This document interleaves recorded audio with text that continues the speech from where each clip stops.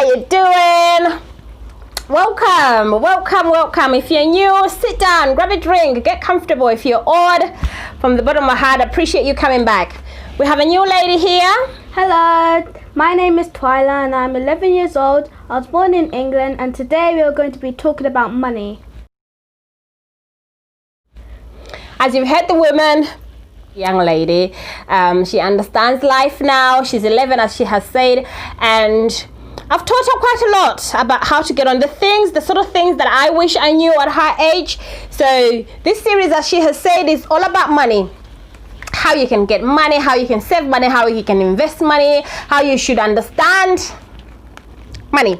I got a few pounds and notes here. I'm trying to get a focus. 20s, 50, you know, it's not real, but it is real. You know, in this video, in this talk, take them notes, them pieces of paper as real money.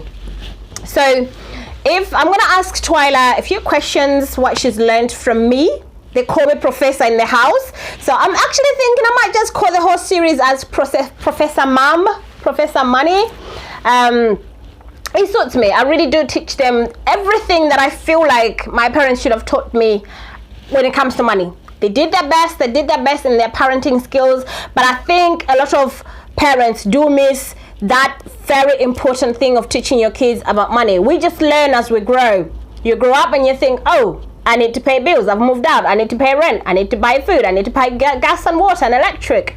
Little things that we take advantage of as children because we don't understand how parents make money, how they invest and how they save and how they afford little things like school shoes, you know. So yeah, Twyla, what do you understand about money? Money is nothing until you spend it on something. What do you mean? Like if you spend it on clothes, shoes, books, handbags and things like that, cars, houses. So I think what she's trying to say is I've taught her that this money right here, as long as you have it in your hands, it's nothing. It's a piece of paper. It has value because it's currency, but then what currency truly means is it's current. It has to, you know, like the water, the currency in the water, it has to go round. 10 pounds, I could have it today. Tomorrow it would be in the neighbor's house. It would be in someone else's pocket, you know. That's how currency works. So it is nothing if you're just sitting on it or you're just keeping it in your pocket. It's just its name, a piece of paper. You know, money gets printed every day in the reserve banks, in the manufacturing banks. But until you've actually used it, turn this 20 pounds into paying water, then it becomes water, you know. Turn this 50 pounds into a shoe, then it becomes valuable. It becomes your shoe, right? Is that how you understood it? Because that's what I wanted her to understand. So you could have as much money as you have, like millions or whatever, but as long as you have it in your hand, it's just a paper.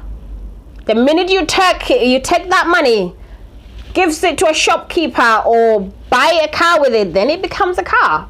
So it's little things that I'm going to be sharing with you throughout the series what you can teach your kids. If you're already doing that, well done.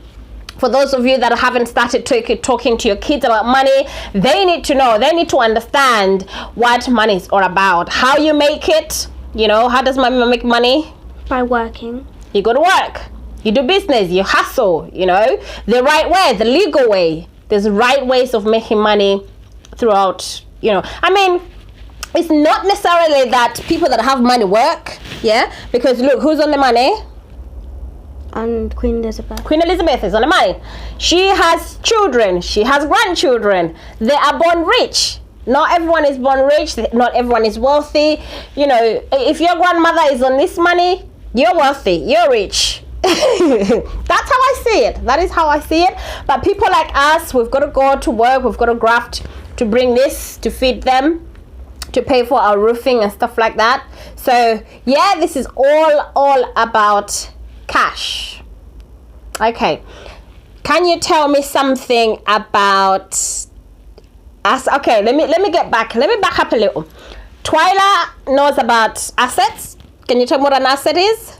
Something that will put money in your account, and the liability is to take away money in the account. Exactly. So I've told her what an asset is. If you have an asset, if you have a house, yours, it's an asset because you can put people in the house to rent it and bring you money. But if you're renting a house, it's a liability because you're spending money on that house. Twyla knows about savings. Can you tell me about savings? Savings is when you save something to multiply to triple your money that you've already saved from the beginning to get something that's going to help you in life. Great. If I save, for example, so she understands, again, I think we had a topic of saving some point last year. I have, in my home, me and my husband, we have a tin, those piggy bank tins. When they do chores, we pay them, we put money into tins. So we had to explain to them why we're doing that so they can learn how to save money, Do a housework, do some dishes, you get paid £1. Do some hoovering, you get paid £1. Save it in the tin. So now what I've taught them is they could save this in the bank, they could save that in their tin, but it's not going to rebuild, it's not going to have children as long as it sits there. So now we're learning about how if you put it towards a good use, if you put it in a bank, in a year's time, you can put in as little as £10. In a year's time, it could be £12 because the bank gives you maybe 2%. Try to understand 2%. That's interest. Did you understand that? No. A little. So it's a work in progress, but I do try to explain the best that I can. But I made it clear that if you just keep it in that money bag or money tin, it's not going to rebuild. It will be there. You can save it and you can mount up if you keep adding in more. But if you put it in a bank or in an investment of something, it will build up and come back with another 10. Then you have 20, and then you have 40, and then you have 50. So it's savings is all about multiplying your money in the right place, the right premises, because you could save money in the house could burn, you lose your money and you lose your house. You put money in the bank can burn, but you get your money back because banks do have insurance. We haven't talked about insurance yet, but that's a topic for possibly next week because we've moved quite a lot. So as it is, Twyla understands savings, she understands investment. What's investment again? When you invest something, so if you give me £10, I can give it back to you for you to buy me something that I want online. And then I could sell that and I can double the price and I can get £20 for something that I sold, which is I invested £10 to £20. Good girl. So she gets it. She gives me, at the moment, as of 2 weeks ago, I've actually ordered her stuff. Me and her dad, we opened Go Henry, an account.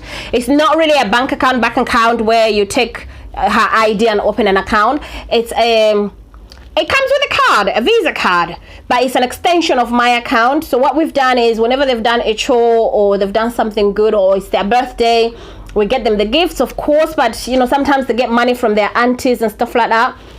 We take that money, put it in the Go Henry, and then come Christmas they can spend, or if it's my birthday, Twyla treats me with her own money. If it's her dad's birthday or Father's Day, she tells me how much she wants me to take. She'll be like, oh, actually she does have her card now, you got your card and your PIN number, but then she'll give it to me to say, well, can you buy me £10? I want to buy Dad some socks or a necktie. So she knows that when she saves her money, she can use it towards a good use. It's not like we're spending her money, that's her earning, but it's a matter of giving them responsibility to start learning that this money, you can purchase this item. This money is a value of 2 pairs of socks.